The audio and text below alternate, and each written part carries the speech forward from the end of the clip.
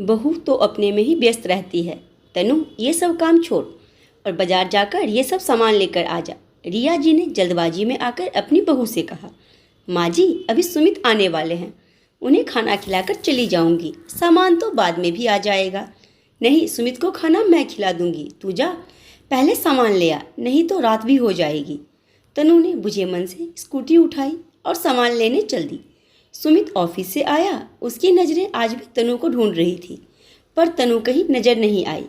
Kitchen से थकी हारी हालत में रिया जी निकली। आ गया बेटा, ले पानी पी ले और मैं खाना लगा देती हूँ। मम्मी, तनु कहाँ है? मैं जब भी ऑफिस से घर आता हूँ वो मुझे मिलती ही नहीं है। अब क्या बताऊँ बेटा, उसे तो समझ ही नहीं है। मैंने कहा था कि सुमित आने वाला है, उसे खाना खिलाकर चली जाना, पर कहने लगी खाना आप खिला देना, बाजार से सामान लाना भी जरूरी है।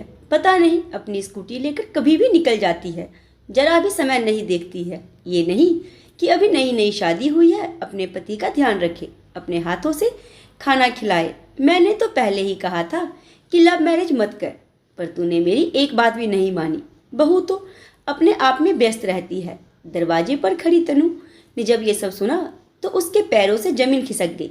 वो अपना पर्स ले जाना भूल गई थी, तो आधे रास्ते से ही वापस आना पड़ा। उसे नहीं पता था कि उसकी सास इस तरह से उसे उसके पति की नज़रों से गिरा रही है। वो समझ ही नहीं पा रही थी कि आखिर सुमित इतना उखड़ा उखड़ा क्यों रहता है। फिर वो घर के काम से बाहर जाती है, अपने काम से तो नहीं। माँ जी मुझे व्यस्त रखती हैं, मैं तो सुमित को पूरा समय देना चाहती हूँ। सुमित और तनु एक दूसरे को पसंद करते थे। तनु के परिवार वाले तो इस शादी के पक्ष में थे, पर सुमित की माँ रिया जी को तनु पसंद नहीं थी। उनका मानना था कि बहू अमीर घराने से होती तो दहेज आता। अपने इकलौते बेटे को बड़ी मुश्किल से पाल पोस कर बड़ा किया था। पति के देहांत के बाद सुमित ही रिया जी का सहारा था। वो उसे अपने से दूर नहीं करना चाहती थी। सुमित की नौकरी बहुत बड़ी कंपनी में लग गई थी, सैलरी भी अच्छी थी। फिर भी रिया जी को दहेज की आस थी, पर तनु बिना दहेज के आई थी। सुमित ने सादगी से फेरे ले लिए थे। सुमित तनु से शादी करना चाहता था। दोनों ने शादी कर ली और तनु घर आ गई। तनु सोच रही थी कि वो अपने व्यवहार से अपनी सास का दिल जीत लेगी, इसीलिए वो हमेशा अपनी सास की बात मानती थी, उनके कहते ही हर काम कर देती थी। जब से तनु शादी करके आई है, उसने देखा कि वो सुमित का कोई भी काम करती तो रिया जी उसे दूसरे काम में उलझा देती। कई बार तो सुमित उससे बिना मिले ही ऑफिस निकल जाता। रिया जी उसे सुबह के काम में उलझा देती थी। कभी गैस पर दूध उबलने वाला है तो कभी कूड़ेदान को बाहर रख दे, कभी बर्तन खाली कर दे, तो कभी बाहर पौधों को पहले पानी दे दे या मंदिर की सफाई कर दे। मेरी अलमारी में से इस रंग की साड़ी ढूंढ कर ले आ। शाम को खाने की पूरी तैयारी तनु कर देती थी, पर जैसे ही सुमित आने वाला होता तो रिया जी उसे कभी किसी पड़ोसन से सामान लाने, कभी बाजार से सब्जी लाने भेज देती थी, कभी मंदिर दीपक जलाने तो कभी प्रेस के कपड़े लेने भेज देती थी। तनु अपनी सास का कहा नहीं टालती थी, क्योंकि वो उनका दिल जीतना चाहती थी। लेकिन इससे तनु और सुमित के बीच रोज बहस होती।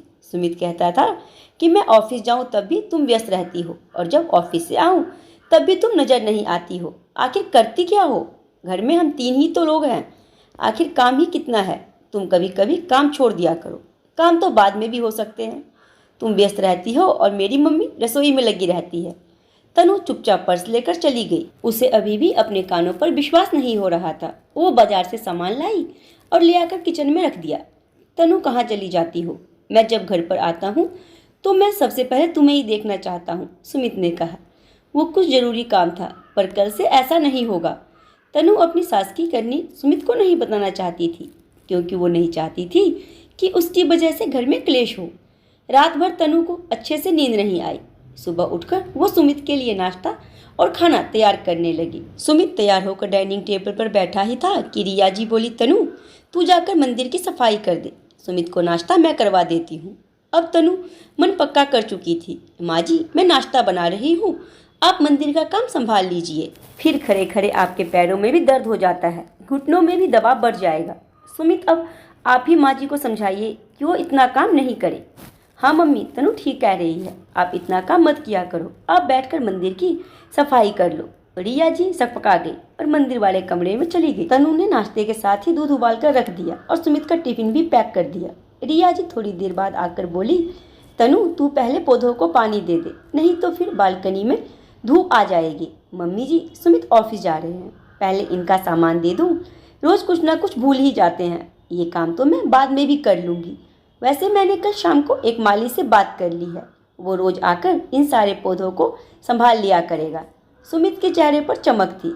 आज तनु ने उसे पूरा समय दिया था। वो हंसते हुए ऑफिस चला गया। शाम को तनु ने खाने की तैयारी कर दी और वो सुमित का इंतजार करने लगी। रिया जी बोली, तनु, तू बाजार जाकर ये सब्जियां लेकर आ जा। कल मंचूरियन बना लेंगे क्योंकि कल संडे है। रात को ही सब्जियां ग्रेट करके रख देंगे। तनु ने मोबाइल हाथ में ले लिया और बोली, माँ जी, ये सारी सब्जियों का लिस्ट मैंने सब्जी वाले को व्हाट्सएप पर भेज दिया है। इतने में सुमित आ गया। रिया जी ने फिर कहा, तनु, तुम मंदिर में दीपक जला दो, मैं रोटी सेक देती हूँ। नहीं मम्मी जी, आप मंदिर और पूजा पाठ संभालिए, मैं गर्मा गर्म रोटी बनाती हूँ और आपकी भी थाली लगा रही हूँ। आप भी सुमित के साथ खाना खा लीजिए। आज तनु ने अपने हाथों से खाना बनाया और सुमित को परोसा। रिया जी कुछ ना कर सकी। सच्चाई से अनजान सुमित के चेहरे पर मुस्कान सजी हुई थी और आज तनु भी खुश थी। दोस्तों, जिंदगी हमेशा हमें नया पाठ पढ़ाती है। हम किसी इंसान के व्यवहार के पीछे छिपे उद्देश्य को नहीं समझ पाते हैं। तनु ने आज बहुत कुछ नया सीखा। उसने जान लिया कि रिया जी उसे और सुमित को साथ खुश नहीं देखना चाहती है। वो चाहती है कि सुमित और तनु के बीच तनाव और मतभेद आ जाए। पर तनु ने जिंदगी के इस नए पाठ को भी समझ लिया और इससे सबक लिया। सुमित के प्यार और विश्वास को फिर से पा लिया। आज की कहानी के बारे में अपने में जरूर दें। कहानी पसंद आई तो लाइक, शेयर एंड चैनल को सब्सक्राइब करना ना भूलें।